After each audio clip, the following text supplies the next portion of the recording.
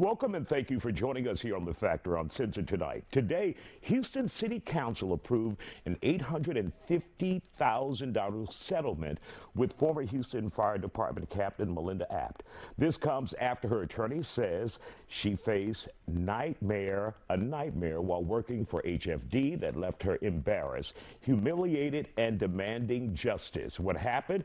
Our guests are here tonight to break it down for you. Abtt's lawyers are Joe Abbt, Karina Sanchez-Peralt, and Jordan Warshauer. Glad to have you all here on The Factor Uncensored. So, Joe, let's start off with what happened to her as a captain, supposed to be respected, in the fire department. Well, that's the problem. She wasn't respected.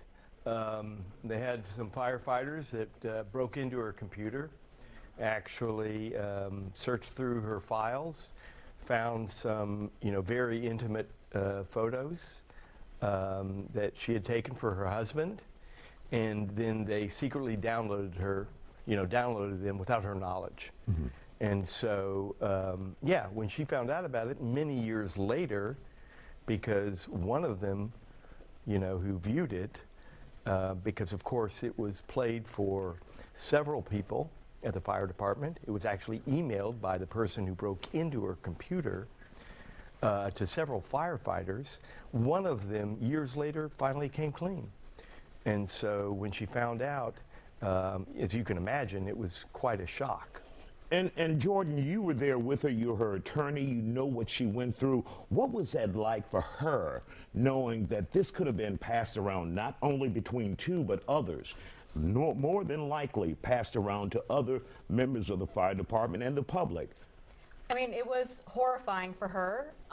She had to see a staff psychologist for many years. She was diagnosed with PTSD, and she lost her career because she could not be sure that she would not have to work with people who had seen her intimate video.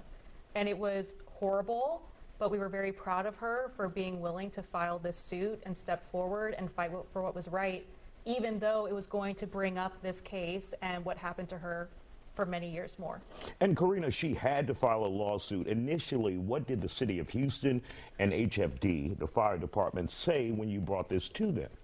Well, unfortunately for quite some time, the city of Houston and the fire department didn't want to take any responsibility, and the union actually sided with the person who did take the video from her laptop, and she was met with obstacle after obstacle.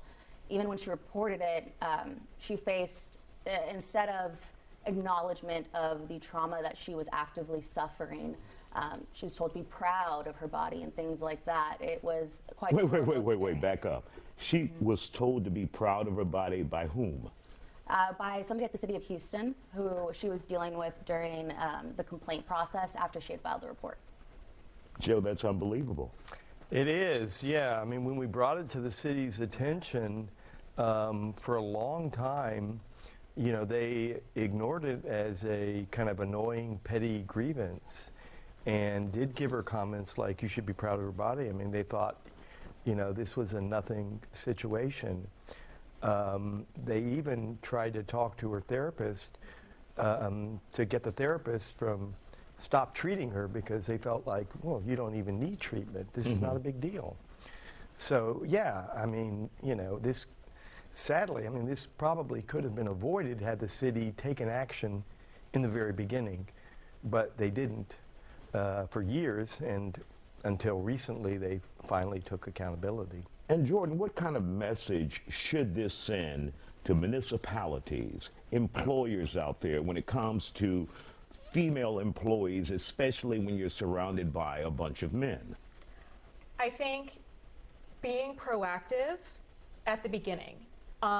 This could have been avoided through better training, avoiding a culture of silence, and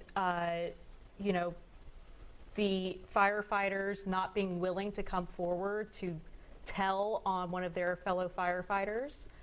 So being proactive and understanding that these kinds of cases can have serious consequences, not just for Ms. Abbt, but also now for the city, who have, with a new administration and a new fire chief, have taken responsibility.